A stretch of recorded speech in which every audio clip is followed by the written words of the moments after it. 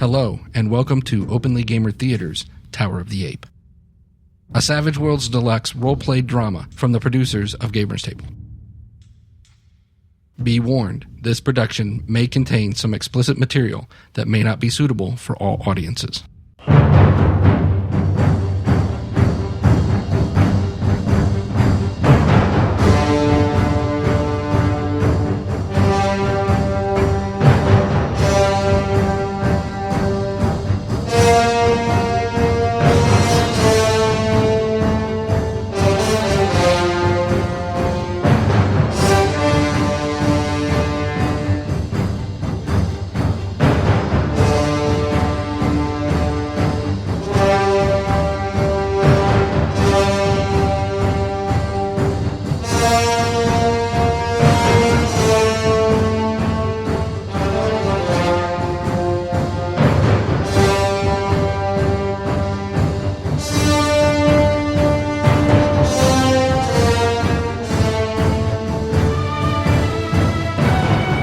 This is Mike, and I'm playing Renyard Durand. Hi, this is Mark, and I'm playing Velakius. This is Dan. I'm going to be playing Matadai. This is Shannon, and I'm playing Lovaisa. Hi, this is Dave, and I'm playing Ronyos. Hello, my name is Jason. I'm playing Odored Soractus. And I'm Sean. I'm playing Mofir.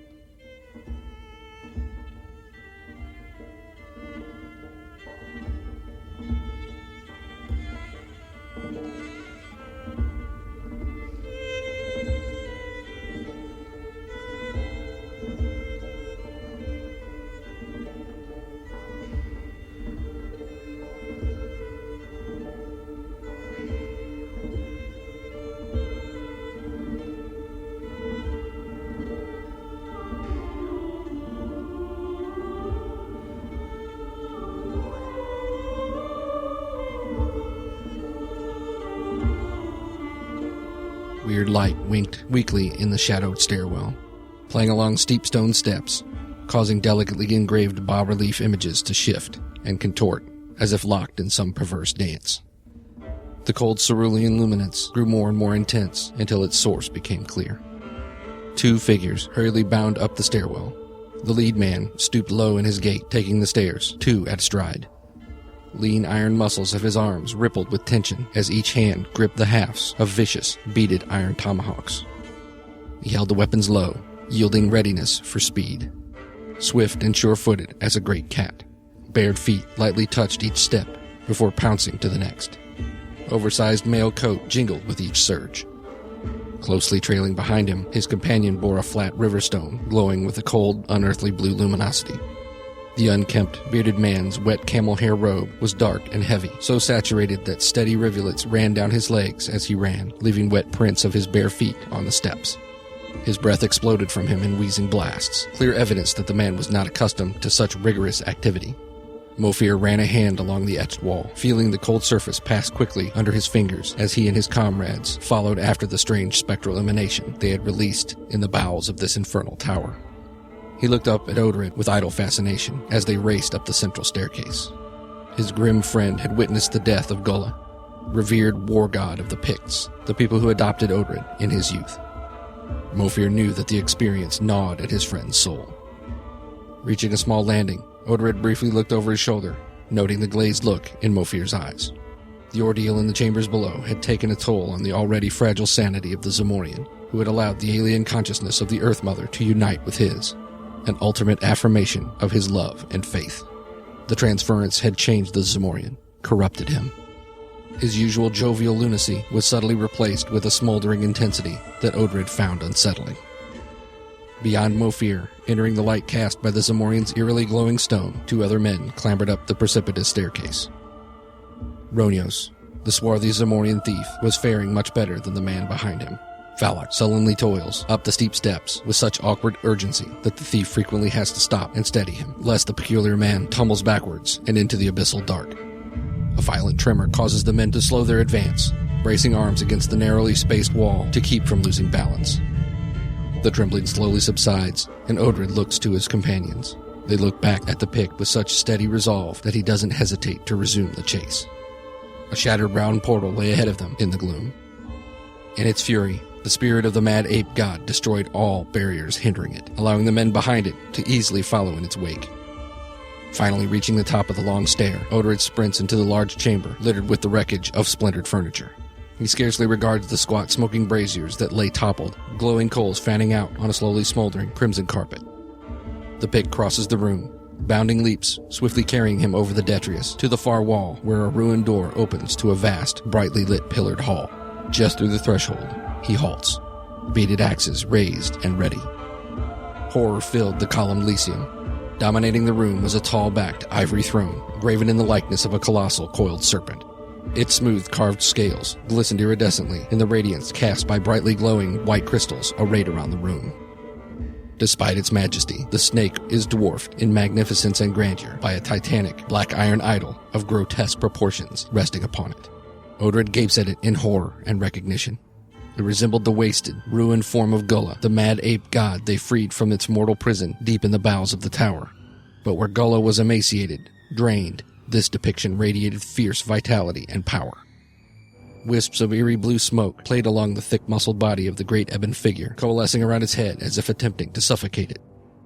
Amassed around the seated idol were abhorrent forms that make the skin of Odred's back crawl in revulsion. The Pict grits his teeth in rage, recognizing the beasts and the threat they posed. Giant gray-furred, bullet-head apes lope from a nearby column.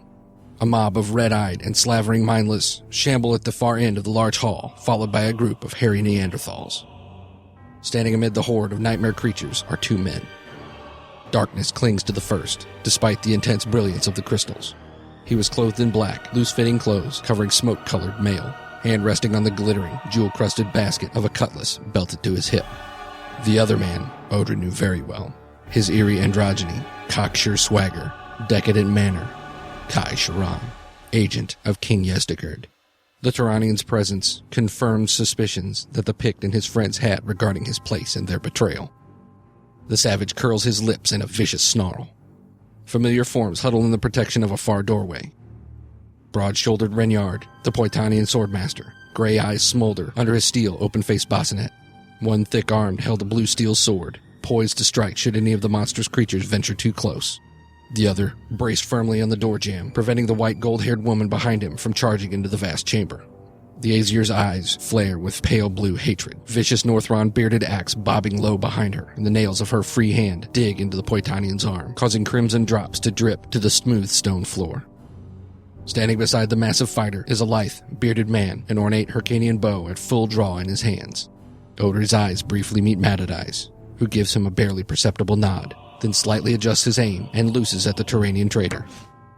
Behind the Pict, Valak enters the brightly lit chamber, eyes drawn to the dark man at the center of the horde. Recognition flashes on the strange man's face as Milos Bakai turns and looks directly at him. Unnatural, black-on-black eyes of the slaver smolder with amusement like shards of glistening obsidian.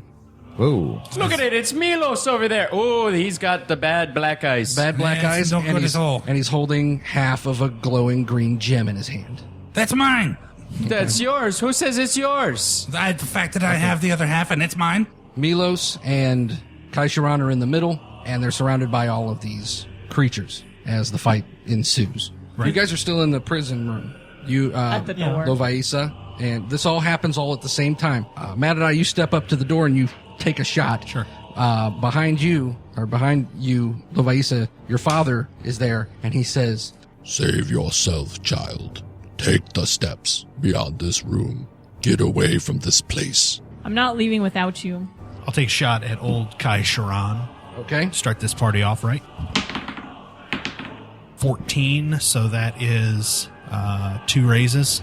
so you get the extra d6 damage. 20. So that's 3 raises. 3 raises. I could get lucky. So he soaked 1. No, he soaked 2. Falcon-fletched arrow of the Hyrcanian flies at the Turanian traitor. His dark mantled cloak flares as he smoothly spins, attempting to avoid the streaking missile. Agile grace serves the androgynously beautiful man well, but cannot prevent the silver-tipped arrow from fleshing in his shoulder. Blood instantly soaks the billowing sleeve of his fine snowy white silk shirt. The other guy chained up in here is Aura. Yes, the one that stole Valak's gem to begin with. The one who I thought was Gonna be the main bad guy. The ringleader, yeah. Yeah. Grignard takes a step into the room, pointing his blue steel blade at the crowd, a grin of grim delight touching his lips. With inhuman quickness, Milos charges towards the group gathered in the doorway, guarded by the massive Potanian, jeweled cutlass smoothly drawn mid-stride. He gets a 6. What's your parry? 10. Steel sings as Duran deflects the arching blade with an expertly timed parry. Oh, counterattack. Yes, counterattack. Make it count. 12. 21. 21. 21's a raise. So that's 14, 16. 16 is not a raise. Oh, dear. This guy's tough. So he is shaken. Before the dark man can fully recover himself, the Boitanian slayer aims a thrust at Milos' head. The keen blade nicks the slaver's right ear, eliciting a groan, free hand grabbing at the pain. From the other end of the hall, Odred faces the monstrous horrors lumbering towards him. Burning red, close-set eyes lock on his as a great gray ape raises its thickly corded arms over its head, misshapen hands curl into massive fists. Giant apes. Going for giant apes. There's 5 of them. That's fine. Frenzied. 2-fisted. That's a 9 and a 15. 1 hit, 1 raise. 10. The first ape is shaken. Come on, baby. 7. The hulking shape reaches out to grab Odred and is rewarded with pain, as a hatchet hews 2 thick-knuckled fingers from one of the beast's hands, checking the brute's attack and causing it to rear back in agony on bowed legs. In the midst of the throng of beasts, Kai Sharon's smooth face cracks with hatred as he shifts his weight, transitioning from evasion to aggression as he draws forth thin-bladed throwing daggers. 2 hits. Under his mantle that he's wearing, you see that he's got 2 bandoliers of daggers. Sure. First one hits you for 5. My toughness is 6. Okay, so nothing. And 9. So that's shaken. Shaken. No shaking for me right now. No shake. Slim blades vibrate as they bury inches deep in the stone door jamb next to Madadai's head. Grignard, legs widely braced, holds his treasured sword low, waiting for Milos to show an opening in his defense. By the calculated movements of his foe, the Boitanian could tell that the demoniac black-eyed man was doing the same. I'm not going to finish you off that quick. I'm saving you for Lovaisa. 11, 11's a hit. 8. A subtle feint draws Milos in close. The sword of Duran slices into the side of the slaver as he twists to avoid the attack he barely detected in time. Though the stroke was true, cutting through the black clothing and gray-linked mail, it failed to bite the unnaturally thick hide of the man. Grignard marveled at the aberrant hail and celerity of his foe. A wide smile spread on his scarred lips. Perhaps, at long last, his search for a worthy foe was finally at an end. Behind the duelists, Madadai coolly knocks another falcon-fletched arrow and draws to his ear. No, I've got my range, so I'll zero in. I'm going to try a headshot. Okay. So it's a -4 to hit. So that's 5. That's a hit. Explode. Okay? 18. That's 3 raises. Soaks 1. Soaks 1. Adroitly turning to protect his beautiful face from the oncoming arrow, Kai Sharon howls from the impact of the vibrating shaft protruding from his shoulder blade, inches from the previous one, transfixing the meat. Rage grips Odred as he wades into the massive horde of horrors, dealing death. Tomahawks swing in deadly arcs, hewing flesh, bone, and viscera. In his reddened state, he barely registers the forms of his comrades, badly outnumbered, some back to back. His vision clears suddenly and he sees Mofir, calmly looking at two immense gray apes as they flail giant fists all around him. Out of the corner of his eyes, he notices a red-eyed mindless closing on him, grasping with crack-nailed hands and gnashing at him with yellow teeth. Bring it. So that's a 6, Miss. 6, Miss. 10. Hit. What is your parry? 9. All right, so 2 hits. Damage. 11. What's your toughness? 9. That's just a shaken. 7, so nothing. A gore-splattered hand of a mindless brute snags an Odored's long topknot. Teeth grit in rage as the pick spins to attack the creature, only to turn into a balled fist. Sparks flash in Odored's eyes as his nose is crushed by the raving brute.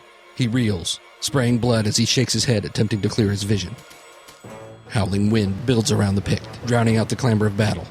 He turns to see Valak, eyes aglow with a sickly green light. Recognizing foul sorcery, Odored instinctively springs for cover, shielding his face with his arms. I'm using Havoc centered on me, so anybody who's around me is going to get hit with this. It's a medium template, so Aura has my gem. Or is chained up to the wall. Milos has your gem. Nelos has my gem. You see it. It's in its hand. So can I hit everybody between me and him? Well, in a medium temple, yeah, you could. Yeah, everybody. All right, then I will do so. But take out the people that are attacking me. It hits everybody. Sweet.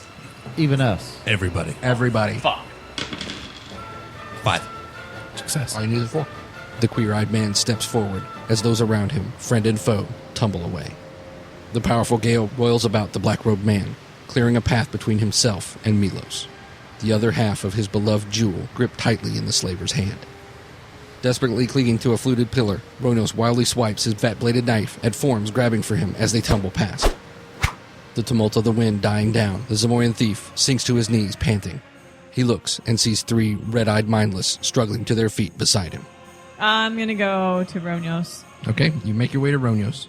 Madadai starts as Lovaisa bounds past him into the fray.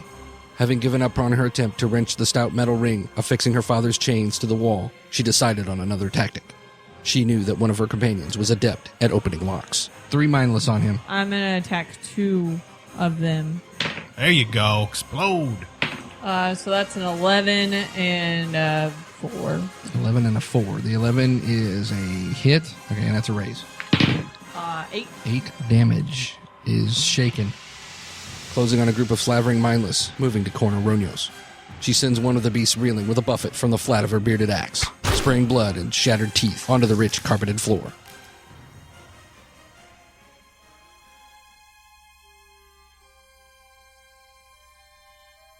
Ronos. Yo.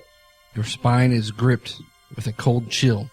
Ice dances down Ronos' spine as a foul dread washes over him. His head whips around, searching for its source, until familiar, glowing red eyes meet his from the shadows of a titanic pillar. What? God dang it. Squatting in the gloom, the nightmare shape moves its malformed head into the bright light of the glowing crystals, and Ronos' blood freezes in stark terror. Taut leather skin, like that of a shriveled mummy, covers the thing. Sinewy black wings spread wide behind it. The grotesque baboon demon's sunken red eyes bore into the Zamorians.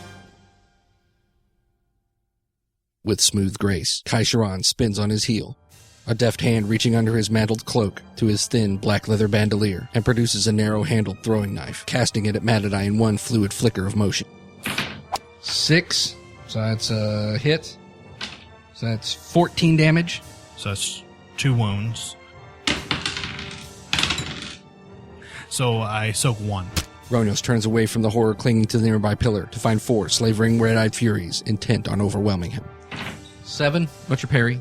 6. 3 hits and a raise. So Yikes. damage of the first one, 10. Toughness is 6, so that's a raise. That's a wound. Second one is another wound.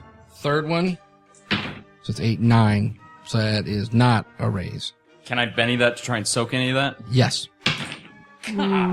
Closeness of foes making it impossible to utilize his quick reflexes. Ronos is pummeled by the mindless brutes. Crunching of cracked ribs racks him with white-hot pain. Other mindless rush toward Madadai, grasping in vain at him with filthy hands tipped with cracked talons. The bonded bounds backwards, avoiding the attacks, positioning himself to get a better vantage on his hated Turanian rival. I'll see if I can take out Mr. Sharon. Just a regular shot. 10. So that's a raise. 10. 10 damage. It's a shaken. The broad silver head of Matadai's arrow slices a thin groove in the soft, smooth skin of the trader's cheek, causing fat drops of crimson to trail toward his chin. He howls in pain and rage as he cradles his beloved flesh with a finely manicured hand. Giving no heed to his wounded infatuate, Milos snarls at Valak as the queer-eyed man approaches him, etched scimitar held high. He attacks you twice at a -2. 4. It was 11. That's a hit. And raise, I think. +4 is a raise, right? Right. Yeah. So much easier when I thought Aura had the gem. 21. Yeah, well, my toughness is 6, so... 3 wounds. Soak. So that's 2 wounds. 2 wounds. 2 wounds. So you're at now 3 wounds. That would be a good time to chug a lug. Chug. Yeah. You've got the Already at thing. one. Yeah. Now I have to spend a turn healing just so I can get killed again next turn. Well, you should have known better than to fucking roll up on the boss. He's got my gem. He's got your gem. Wait until the swordsman kills him first. Then you take the gem. It'll be easier for the swordsman to kill him if I get my gem back. And then it'll be a lot easier for me to kill everything else when I got my gem back. Soulless black eyes of the slaver burn with hatred. His jeweled cutlass moves with supernatural speed and opening a gash in Valak's inner thigh. Hobbled by the wound, Valakius stumbles backwards, nearly dropping his weapon as he attempts to staunch the spurting inguinal flow. Fumbling under his robe, he procures a crystal jar filled with putrid yellow fluid. Thumbing aside the stopper, he raises the jar to his lips and downs the fetid ichor in a single gulp. Blood spraying from his leg in pulsing crimson jets ebbs quickly as the ichor takes effect. He spares a glance to the nearest pillar, seeing Reynard beset by an abhorrent olio of brutish foes. Wild-eyed mindless, shaggy near men, and bullet-headed apes drive the swordman back further and further from Milos. How many can I attack with a sweep? So you can attack all of them. All right, here it comes. Sweep. 17. 17 hits them all. I think it raises them all, too. Mindless, 17, yes, raise. Hairy Brute, yes, raise. So is this damage all for one? Yes. 13. 13 is raise on all of them. Nice. Blood and gore showers the Poitanian as his sword, flashing in the brilliance of the glowing crystals, sings death, hewing through flesh and bone with precise, deadly strokes. Even the monster's gray apes are forced to give way, lest they share the fate of the lesser beasts. If I do ultimate defense, Raises your parry by whatever. It's a fighting roll +2 for parry, whichever's better, and you can't move. 6 explodes. Floods. So 8, 9, 10. So, Alright, so- now your So your your parry parry's is now 10. Lovaisa, you have 2 mindless and 2 hairy brutes on you. I'm gonna try and intimidate one of the hairy. Hairy brutes? Yeah. 10. Elongated arms of a shaggy near-man rise to strike the white gold-haired girl, and then pause as her eyes, burning like ice-blue balefire, meet his. Something in the aboriginal creature's normally witless brain stirred with understanding. Death, cold and merciless, met his gaze. So the one that's not intimidated. Okay. Yeah. 14. That is a raise. So that's 10. 10 damage on a hairy brute, so 2 are shaken now. A hairy beast crumbles to the floor, writhing in pain, as the vicious two-handed blow of the Azir's axe crushes its pelvis. Before she can bring her weapon to bear, a sinking feeling in her stomach causes her to lose focus. Out of the corner of her eye, she sees Mofir, motes of blue electricity dancing about his legs. Blast. Yeah. Blast! Murder some shit. Are you Please. putting a little extra oomph into it so you can hit more targets? I am. Okay. You've got a I'm nice... going at a cost of 6 full max out. I'll say the biggest clump of them are you've got 7 mindless around Dave and Jason, and then they each have a hairy brute on them, and Dave also has a big ape on him. Well, then we're putting it right on the middle of it. Okay. 5. So that's a hit. Roll your damage. 9. 9 are shaken. Primal fury of the earth is unleashed as Mofir stamps his foot on the thick velvet carpet. Waves ripple into a cluster of assailants, threatening the mystic's friends, until a concussive blast sends the monstrosities reeling in pain. Remnants of the red-eyed mindless at the epicenter shower the staggered brutes with a fine red mist. Taking advantage of the stunned foes, Odrid charges towards them. I'll hit the hairy brute. So all your attacks on the one thing? No, I'll split them up. Hairy brute. Okay, roll it. Nice. An 8 and an 11. The 8 was on the hairy brute. Okay, that's a hit. What was the other one, the 11? Yeah. That's a raise. So you were extra damage on the mindless. Okay, I'm going to do the hairy brute first. 7 damage. 7 damage on a hairy brute, nothing. Really? Toughness 8. Raise on the mindless. 12. One beaded hatchet swipes wildly at a dazed brute, while his other buries to the handle in the back of a mindless horror's skull. Guy Sharon, Okay? go for a headshot. Headshot. That's a raise. 3d6 plus 6 times 2. 28. Toughness 7. Five. Is 5. Five I wounds. think you max out at 4. What were you aiming at? Kai Guy Sharon. Sharon. His head. Yes. His pretty face. Burn through the last of the bennies. So you shoot Kai Sharon in the throat, and the daggers in his hands drop, and he strokes his own face. My face. Not in the face. Kai Sharon is dead.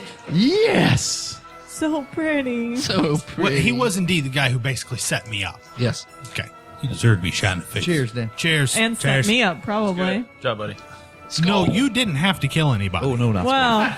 Yeah. I'm spending another 6. Spending another 6 points. What are you doing? Large template on the mass group there. Again, okay. The good call because they're still shaking. 3. Benny. Manny. Isn't Sean still +2 as well? Yes, you're at +2 to your rolls. So Yeah, that was a +2. 5 out of Oh, 3. that was a 5. So that's Right. a success. But Would if get you but if you Benny it and keep that, that's a raise. Yeah, I'm going to Yeah. keep this. Yeah. Okay, it's a raise. So that's So you get 3d6 damage. 11. 11 damage. The stuff that's already shaken. Yep. That'll kill some shit. 11 damage. The On mindless. 7, 8, 9, 10, 11. Those are raises. That destroys the 4 on Dave. Yes! 4 on Dave? There were 3 on Dave, I'm sorry. 3 on Dave. My brother The Zamorian. 2 on Jason. And the 2 on Sean. They're destroyed. Yes. Thank you, Mother, for the power there was you have 11? bestowed upon me. It destroys the hairy brute on Dave, Yes! Jason, and Sean. The power she bestowed upon you with the French kiss you gave her. That's right. Her desiccated For corpse. tonguing the monkey. And then the big Tongue in the apes. monkey. That- Tongue in the monkey. How much damage did you? Sounds like a skater 11. move. 11. Were any of the big No apes, fear. No. they weren't shaking? The only one that was shaken was on Rinyard. Okay. He ought to be. So there are 3 shaken gray apes on Mofir. Bell, bless you, Mofir! Flabby lips of a gray ape curl as the hulking beast rears on its stubby bowed legs, raising its large, misshapen fists over its head intent on pummeling Reynard. Pray for a miss, then you can attack him. I was praying I wouldn't have to deal with him. Now he's hitting me. 14, It's a raise. That's a raise. 18 damage. Mm. 10 over, so that's 2 raises, 2 wounds. Vigor! 7. There's one. 1. Bald fist hammer into Reynard, striking his shoulders, chest, and legs. Thick mail absorbing a majority of the damage, until one strikes squarely on his collarbone, eliciting a loud crack. 1 big ape on Dave. A 5. I have a 10. That's right. You're defending. You take nothing. Mofir. No fear. 3 giant apes on you. Damn. 2 of them are shaken. Both. One of them is not shaken. One of them is. So only one can attack. 7. Parry. Ooh, 6. Hits. 9 damage. 5. That's a raise. So that'd be a wound. Ooh, yeah. 11. Soak them both. Might help Mofir. All right. Going in at 2 of them, huh? 11 is a raise. 7? 7 is a hit, so straight up damage. It's a 5. 5 On the, damage. on the one that's shaken. 5 does not penetrate its tough hide. Awesome. Gray apes have a toughness of 10. All right. And the one that's not hurt. 22. Focused on the Zamorian mystic, a group of apes fail to see Odred stalk up behind them. Uncanny reflexes, save one as it leaps to the side, avoiding the slash of the pick's axe. The other is not so fortunate as the beaded tomahawk hews into the brute's neck. Sticking to the soft carpeting, the ape holds its throat, hot blood pumping between its fingers. Black eyes of Milos gleam with murderous fury as he closes on Valak, jewel-crusted cutlass flashing, his voice shrill with hatred. I must have the stone. It will be whole again. Desperately raising his scimitar, Valakius deflects the slaver's stroke. Going berserk, and he says he's got the other gem in his hand. In his hand, yes. Disarm. Okay, Defender makes a strike roll versus the damage or drops weapon. okay. 10! Come on. Can I give a fuck, Mark? 18. That's a Yeah, so- raise. It's a raise. 2 raises. Strength check 9. +2 for being berserk, so 6. Strength check 10. He drops it. Ha! Milos' eyes dilate in terror as the glowing green gem slips from his grasp and falls to the carpeted floor. Bouncing once, the precious jewel settles next to the dark-eyed man's supple leather boots. Milos sneers at Valak in hatred as he covers it with his foot. Headshot on Milos. It's a raise. 3d6 plus 4. 18. One raise. 18. One raise? What the fuck is this guy's toughness? 13. Jesus. He's a demon. Soaks it. Okay. Gotta burn through him. Rinyard's vision clears as the brutish ape closes for another attack. A quick lunge and a flash from the Poitanian's blade, and the shaggy gray beast lurches back in pain. A spout of blood pours from its wounded leg. Rinyard wheels as he feels the hairs on his neck begin to stand, the air around him surging with primal intensity. Energy building, he leaps toward the cover of a nearby pillar in an effort to escape the destructive forces of the Zamorian mystic's channeling as the wild-eyed man targets Milos and all around him. And I'm going full 6. 7. 3d6. 1 6 exploded. Ooh, and another 5. 18. 18. 18 damage. That is a raise on Milos. Oh. And a raise on the mindless. He took a raise, so he's taking a wound. Yeah, baby. Put a wound on the bastard. Does it matter that he was shaken? I know. Yes, it does. That's 2 wounds. There you go. Already shaken. Shannon. Good job. Bam! Soaks them both. Milos kneels down, places his hand on the fallen green stone, and slowly stands, grinning at Mofir, heedless of the wave of destruction shredding the mindless around him. His eyes meet Lovaisa's, a smile broadening on his lips. The Aesir sneers in hatred and furiously attacks one of the hairy brutes, barring her way to the slaver. All right, I'm going after the Harrys again. Okay? One of them's shaken. Okay? Focus power on 1. So everything is going Okay? for 1. 6 is hit. And that is a perfect 10. One hairy brute twists to avoid the dangerous arc of the Aesir's bearded axe, but is too slow as it hews into his breast with a sickening crunch. From the safety of a wide-based pillar, Ronios observes the thinning battlefield. His eyes dilate as he identifies the beginning of an opening. Looking about, he sees the glowing red eyes of the mummified baboon demon watching his every move. As if sensing his thoughts, the thing tenses on its perch atop the pillar. The master thief turns and looks at a huge ape loping towards him. Can I run away from combat? He'll take a swipe at me? Yes. Okay. Can I do anything other than run away? Yeah, but moving is a free action. So you can Okay, do whatever I you want to run away, and I want to go try to attack Milos to help Mark. Swipe at you. It's a 4. Parry 6. Run away. Sweet. And you jump Milos. You get a +1 to your attack because now you are 2 on 1. Cool. 5. 5 is a miss. Benny! 9 Yeah, Benny. I'm gonna Benny it. Your odds are terrible here, Dave. Just saying. 8, that 8, explodes! 9, 10. 10. The 8 Roll again. explodes. Keep rolling. That's right. Try to get a raise. 10. Here. Be good. Oh, that's another 8! 18, Raise. D4, and 2D6. Don't really know what happened there. No, either. There we the go. 4 4 explodes. explodes. So right now you're looking at 9, 4 explodes. Again. 13, 13, 4 explodes. 17, Shit. Oh! 21, Oh my god! 25, Bummer, the 25. Chamber of Zamoria is going to take out the big 28. boss. 28. 28. 28 damage. Wow. And he was already shaken. Backstab. Yeah. So 28 minus 13. 28 minus 13 Dave's is just been 15. saving it all up Divided by 4 for is this 3 moment. wounds. He's already got, He's already shaken. He soaked everything. he soaked so everything far. so far. So you can take out all of his wounds right here. Please. He soaks 1. And that's a Benny. And that's a Benny. He's out of Bennies. Oh, Dave. That's Look who's next. Sometimes Dave, you those finally stopped sucking! those D4s can be Hey. huge. A nightmare shape bounds over Ronios' shoulder. Shrieking, it lands full on Milos' back. Black talons digging into his flesh, and razor-pointed fangs sink into the slaver's shoulder. The baboon demon's misshapen head hovers next to Milos' ear. I smell your fear.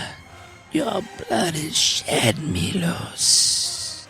Your hold over me has been broken. Our bargain is complete. 15 damage as it claws Milos' back, and he's already shaken, Shaken with 2 wounds. with 2 wounds, so that's a wound. He has no bennies. No bit, he can't soak it. Can't soak. Milos has No 3 wounds left. wounds. One more hit will kill him. Oh, yeah. Odred, what are you doing? Killing Milos. That explodes. That explodes. It's a raise. 31. 31 is a raise, so you get extra d6 damage. You need to do 14 points of damage to kill him. No, not that there's any your pressure. chance. Yeah, no pressure. Was that Eric's version of Mike's "Don't roll a 1"? Yes, it was. Oh my god, that's terrible. 6 on Can you Benny that? 3 dice. No, I cannot bet any damage. God damn it, Dave. So no damage on him as it cuts into his back. Off balance from the rending thing on his back, Milos stumbles, barely able to maintain his footing. Betrayer! I summoned you! I control you! No longer. Matadai calculatingly watches for an opening.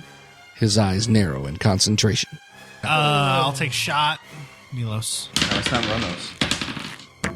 2 9, so that's a raise. Right. 3d6 plus 6 times 2. It's 32 times 2. Should have done that in the very fucking beginning. 64 damage. 64 damage. Milos starts to curse the treacherous demon anew as it releases him, but his words are cut short by Matadai's shot. A 2-foot falcon flesh shaft stands out from his mouth. Barbed head of the arrow glistens wetly from the crown of his head. Slowly, the slaver sinks to his knees. Wisps of dense black smoke seep from around the missile and out of the dead man's nose, growing in intensity until a billowing black cloud surrounds the slaver's corpse. The hauntingly eerie miasma drifts as if borne on an unfelt wind toward the mammoth ivory throne where the ebon ape god stares transfixed at a spectral glow hovering about its head. The black smoke touches the thick muscled leg, eliciting a tremendous creaking spasm from the titanic creature. Where it touches, it is drawn in, absorbed as water is to a sponge. Faster and faster the darkness is ingested until it is completely consumed. The once strained look of uncertain fear on the strange simian face is slowly replaced with that of intense hatred and rage. Oh, shoot. That's bad. That's very bad. And then Mother Earth says, The stone, my love. The stone. Stone has to go back in his throne. Remember? It was the socket was Right. free. Lovaisa stares in shock at the dead slaver who was the cause of so much strife in her life. Her heart sings when she turns to Matadai, and he gives her a slight nod. All around the vast column chamber, the effects of Milos' death is seen on his bestial servants. Red-eyed mindless convulse, blood pouring from eyes, noses, and mouths. Then, like marionettes with severed strings, they drop to the floor. The hairy, brutish half-men clutch their heads in sudden pain and then look about in addled confusion. I still have a hairy guy on me. He's shaking. 9 and a 4. 4 doesn't hit. 9 is a raise, actually. 12. Confused eyes widen in shock as Lovaisa's axe sinks into a hairy brute, opening him from shoulder to belly. She places a booted foot on the fallen corpse and slowly wrenches the blade out. Did I hear the message that he got or no? That was just him. Well, I just yell out, "Get the stone!" Okay, I'm standing there when When Milos goes down. Where's the stone? It's in his hand. I'll have to grab it. All right, you grab one half of the stone. Okay. Okay. Throw it to my fair. Make a throwing. Hand it to me. I'll throw it to him. Sure you No, will. I've got throwing. Sure you will. You're Go, also go away, Taylor. rather. Shit. Fucking shit roll. I'll say you throw it at a PC. 1, 2, 3, 4, 5, 6. Roll a 6. 1, 2, 3, 4. He says, give it to me. And you flick it to him. Okay, there You go to throw it and it just kind of slips out of your hand and Ronios catches the stone. Thank you. You've thrown me the stone. I've got it. Ronios, throw me the stone. No. All right, I run over to Ronios and take it. No. It goes to the chair. I'll get it there. Throw Damn. me your stone. Damn day No. one game. Throw me your stone. Throw it. They're both mine. No. Throw me your stone. I go attack Ronios. Okay, make your All right, attack. fine. Disarm. 17 disarm. You need to make a strength check versus my damage. Milos probably had the key. 8. Actually, that's what I'm going to do 8. next time. I got a 8 10. damage. Plus 2. I'm still berserk. The glowing green jewel glitters in the light of the radiant white crystals. It spins in the air for a moment, then lands in Valachius's outstretched hand. Yoink. Give me it back. Before the queer-eyed man could even close his fingers over the precious stone, the Zamorian thief twists his fat-bladed knife, stabbing at Velok. Yeah, That's a that's 5. Doesn't even hit. No, because I'm You're rolling berserk, versus- so I'm -2. So that does hit. So that's 9. So I drop it. The fine point of Ronios' blade jabs into the soft flesh of Valak's palm, causing the hand to uncontrollably recoil, shaking in pain. The glowing gem hangs weightless for a moment before the Zamorian's black-gloved hand snatches it out of the air. Attack the same gray ape. 7 and a 13. Whoa. So that's a raise and a regular hit. 10 damage and 26. Brynjard's blade hums in a deadly arc, hewing into the bull ape's neck, showering hot blood as the beast spins, dropping to the red-carpeted floor, convulsing in its death spasms. I'm going for the chair. Toss me the gem. We need the other gem first. There is another gem we must need. He's got it. He ain't giving it up. We have to get it from him. Okay. Mother Earth, what should I do? She says, He is betraying you, my love.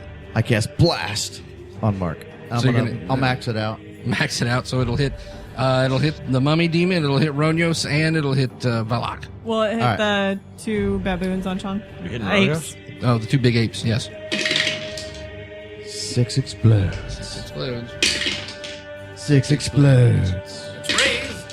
6 explodes. 6 explodes. Oh my god. How many Not is that it that? matters. It doesn't matter at this point. Oh, okay. Yeah. It stopped mattering like 3 ago, but Holy God. shit. So 3d6 damage. Well, it was already 3d6. Yes, and now All you right. made it bigger. 13. A wave of destructive, concussive force slams into the clustered combatants. Valak, Ronios, and a shaggy gray ape fly from the epicenter of the powerful blast, ears ringing, dark blood pouring from noses and mouths.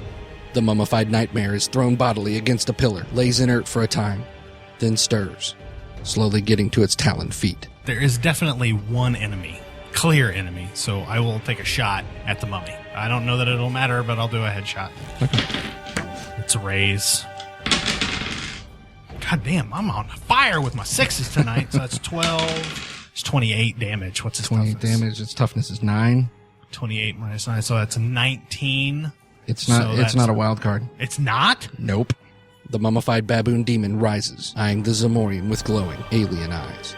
It begins to move towards the thief, but is abruptly halted by Matadai's arrow, which strikes it in the face with a wooden crack. Throwing it off balance, the desiccated form careens into the filigreed candle holder, toppling its taloned burden. Its flickering wick touches the dry wrappings of the mummy, setting them aflame. A brief flash of brilliant light. A popping of displaced air sounds, and the horrible thing vanishes, leaving only wisps of acrid black smoke where it once stood. I'll help Mofir. One shaken. One is shaky, you can take him out. Shaken. 10 on the other one. Hits. 13. 13 on the shaken one. 10 is a raise.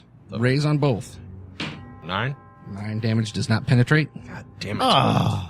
That was on the shaken one. Okay. That is 14. One of the pick's hatchets thuds against the thick gray hide of one of the apes, while the other caves in the side of another's skull. Ronios. Plead with Mark to throw me this last stone so that we can save the world. You're wrong. These are the eyes of Set, not the stone of the chair of the damned ape. They don't belong here. I'm going to take a shot at him. Okay.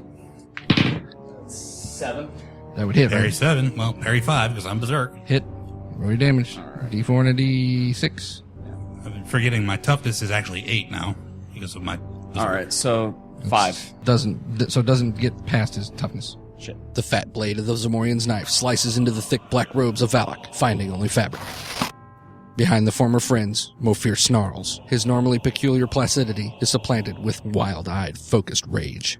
Gonna hit him with a blast. Okay, that would hit both of them. Do it. What about Collateral Jet? damage. Jet is a straight Line. line. Do it. I'm gonna I do a know. straight line on Do him. it. That won't hit him. No, would it? hit me. It's fine. Do it. With a jet missing, You can target one target with a jet. Jet's a straight line. then I'm doing a straight line. Okay, do it. 6 explodes. 9. It's a raise. What's the damage of it? 2d10. 2d10 And plus a d6. Plus a D6. Plus a d6. Oh, we'll take that to the bank. The Bizank. That's a That was inferred. 16. Naturally. 19. 19 damage. The Bizank. So that gives you... How many wounds did you have left? I'm at 3. 3 wounds left? 3. No, I'm. Oh, It's asking Zero. if he and Zero. Dave were both at at 0. 3. Oh, now I'm dead. Well, your roll on the chart is what you are. First vigor roll is a 5. It's a success. Second one is 3. So a failure and a success. So that's 2 rolls on the injury roll, but your failure means that you're bleeding out, and the injury is permanent. 11. Roll a d6. 4. One of your eyes is blasted out of your head. Ooh. Boom! That's actually Does it hit anyone? Does it hit anyone? Give us a Peter Lorre scream. No. Thank you, Mother Earth, for the blessed power you have bestowed upon me. Ronios shakes his head, attempting to fight the sparks flaring in his eyes. His vision clears, focusing on Valachius, as the crimson carpet beneath the man grows black from the blood gushing from his ruined face. The glowing green gem wrapped in a leather thong lies exposed from under the unconscious man's shirt. Ronios smiles in triumph, then looks up and sees the form of Reynard materialize like a phantom out of the swirling dust. I step over Valak's unconscious body, place my foot on the exposed necklace, and attack Ronios. Attack who? Ronios. Damn. 11. Yep, no, that's a hit and a raise. And a raise. You got no wounds left here, but No. Oh, you don't. Throw me the gem before you die. 23 damage. Damn. Yeah, I'm dead. So he cuts down Ronios, stepping on the gem. Do I have a last breath? Yeah. With my last breath, I say, with my soul, I say, destroy the gems. Ronios, you're down and unconscious, and you gain the lame hindrance. What does that mean? It means it means you walk You with got a a hitch. limp. that means that the slash that Reynard gave you ruined one of your legs, And if he was a horse, we'd have to put you down. Yep. but you're unconscious. We haven't ruled it out. All right, so Reynard's standing there, Shit. and he's pointing it at the rest of you. Reynard, you must put the stones in the chair to end this madness. Pick up the amulet with my free hand. Okay? I'm gonna go to Milos to search his body and look for the key. I kill Reynard. Going at Reynard. Okay. 11? 11 is a hit. 6? Not 6 is a miss. Counterattack. Oh, it's very Chow Yun fat. Take each other out. Same That's not time. a raise, though. Fucking shit. Nah, fucking shit. Fuck, Nah. did you just roll 2 ones? I rolled a 3 and a 1. Oh. Good job. You can't do any damage. Ah, goddamn. 4. All right. Reynard's counterattack. These are to stay alive. 8. Odored charges the Poitanian, swinging wildly with his beaded tomahawks. One slash, aimed towards the massive man's head, glances off his thick steel bassinet. The other grazes his mailed arm. The pick's cat-like agility saves him as the swordsman's blade narrowly misses his exposed side. The black-maned Poitanian deliberately turns and looks at the bonded. I knock another arrow. I draw it straight at Reynard.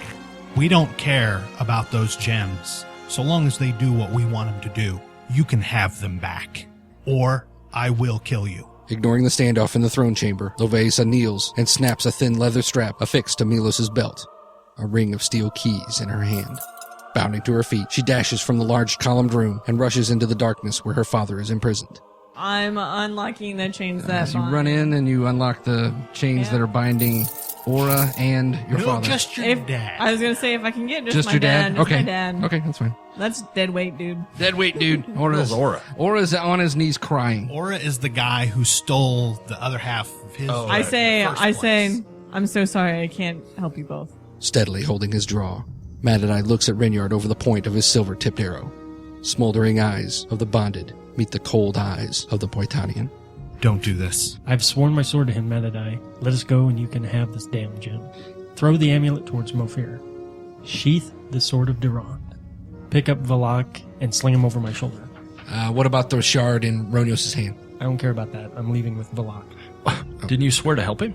Keep him alive and find the other half of his stone. He found the other half. Not my fault he lost it again. As Reynard fades into the dark of an arched doorway, laden with his bleeding burden, he seems not to notice Lovaisa as she unshackles Ameld until he reaches the far doorway. Then he turns, nods to her, and rushes into the dark. She hears his heavy-booted steps fade down an unseen staircase as she frees her father from his final bond. Draping her weakened father's arm over her brawny shoulder, holding her vicious axe just under its bearded head, she plunges into the darkened stairwell. Mofir, do what you have to do. I join the 2 halves of the jewel. Brilliant green light pulses as the 2 halves of the green jewel are reunited. Alien warmth washes over Mofir, causing beads of sweat to form on his filthy brow. Do it, my love. Return the eye of the serpent to its rightful place. I place the stone in the setting, but not push it in all the way. Why? We don't know what this thing is going to do. Mofir turns his attention to the titanic ebon ape towering above him. Creaking sounds as it gradually turns its head and looks down at the Zamorian mystic, noticing the creature that until now held no significance to it. Painfully slow, the giant ape's knobby-knuckled thumb covers Mofir's hand as if guiding him to finish setting the glowing green gem. I think you guys should run. Mofir's eyes lock on Odred's, a warm smile on his lips. Thank you, Odred.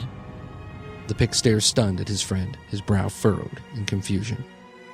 You must go now. Odred recoils as if struck. He takes a step toward the throne and his friend. No, I'm not leaving you here alone. The Zamorian's smile broadens as he holds out his free hand, motioning for the Pict to stop. Mother and I are one now. This is where I belong. And the journey ahead is not for mortal minds. A violent tremor shakes the room, as if the very structure quivered with anticipation. Go, my friends. A strong hand grasps Odred's shoulder. He turns his head and sees Madadai, eyes burning with intensity. He's buying his time. Go now. With a last look into his friend's tear-filled eyes, Odred nods, turns, and sprints after Madadai.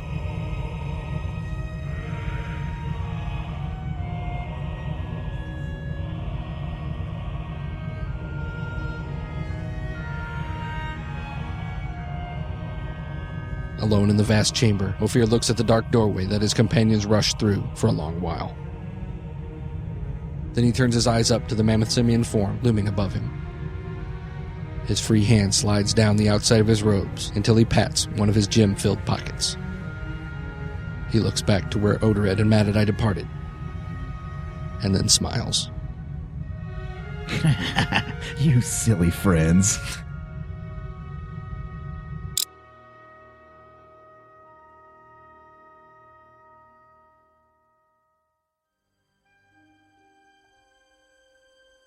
Epilogue.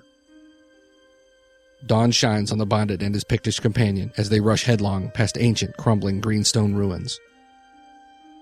In their haste, they are heedless of the queer etchings and hieroglyphics that had once, not so long ago, unnerved them. Their pace not slowing until they clear the sickly gray grass of the blighted glen. Madadai, breath coming in ragged gasps, stops and places his hands on wavering knees. A cool, clean breeze washes over the men, causing them to start as if jolted from a dream. They look toward each other with uncertainty and turned as one to the ominous Black Spire gleaming wetly in the distance. Details of their flight from the dread tower were ethereal. The bonded kneels down, places his hand on his head. Were they bewitched? Had they even entered the accursed place at all? It was then that he sees the footprints on the loam.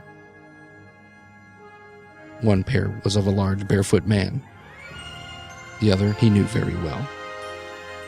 Lovaisa and her father recently passed through here. He smiles in relief. Suddenly the earth rumbles. A flash of green light catches his attention, and he looks up to see the ebon tower pulsing with growing intensity.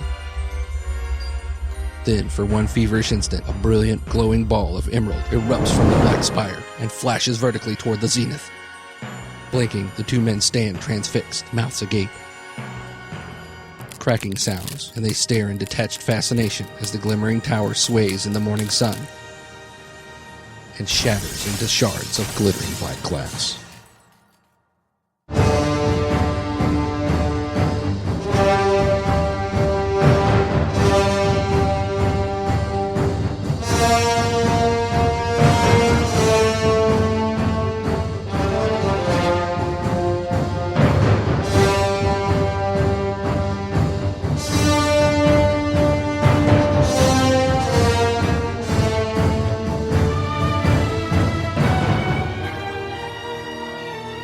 Thank you for listening. We hope you have enjoyed Tower of the Ape.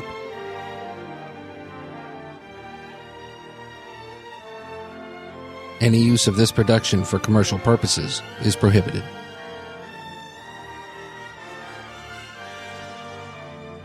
Written credit for music and other properties used during this production are provided on this feature's dedicated webpage.